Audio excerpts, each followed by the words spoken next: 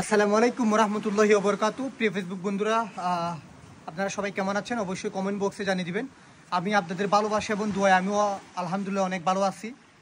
আমি কালকে একটা ভিডিও আপলোড করেছিলাম, সেটা হচ্ছে বর্তমানে আমাদের সেন্ট মার্টিনে আবারও জোয়ারের পানি বেড়েছে, কিন্তু ওয়েদারটা কিন্তু অত্যন্ত ভালো।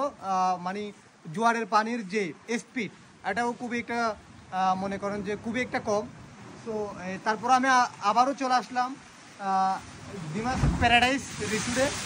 তো আপনারা যে যেখান থেকে আমার এই ভিডিওটা দেখবেন অবশ্যই একটা লাইক কমেন্ট শেয়ার করে জানিয়ে দিবেন, আর সবাইকে দেখার সুযোগ করে দিবেন একটা শেয়ার করে।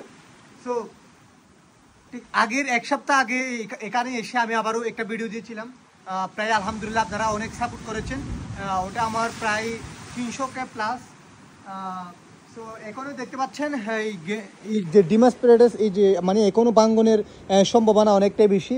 সো যে যেখান থেকে দেখছেন আমার এই ভিডিওটা, আবারও জোয়ারের পানির যে তাণ্ডব চালানোর, এই যে তাণ্ডব চালাচ্ছে এই যে এই একটা রিসোর্ট, যে মনে করেন যে জোয়ারের পানি এই কতটা খুব সহজভাবে ভেঙে ফেলতেছে। সো এটা আমি আপনাদেরকে দেখাতে চাচ্ছি। সো আপনারা মানে এই ভিডিওটা অবশ্যই একটা শেয়ার করে দিবেন।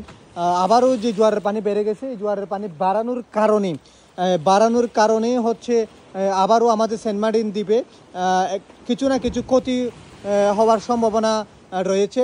নারকেল বাগানের কিন্তু নারকেল গাছ অলরেডি 6-4টা পড়িয়ে ভেঙে গেছে, আরও 5-6টা ভাঙানোর সম্ভাবনা রয়েছে। সো যেখান থেকে আমার এই ভিডিওটা দেখবেন, দেখতে পাচ্ছেন পানির স্পিডটা কিন্তু তেমন একটা আগের মতোই রয়ে গেছে, কিন্তু ওয়েদারটা কিন্তু খুবই সুন্দর, অনেকটাই ভালো ওয়েদার। সো দেখেন নীল রঙের পানি, সুইমিং পুলের মতো পানি, কিন্তু পানির যে স্পিড, যে গতি, এটা নিয়ে কিন্তু আমাদের একটা সেন্ট মার্টিনে আবারও একটা সমস্যা হতে পারে বলে আমি আশা করি। সো সবাই ভালো থাকবেন, সুস্থ থাকবেন।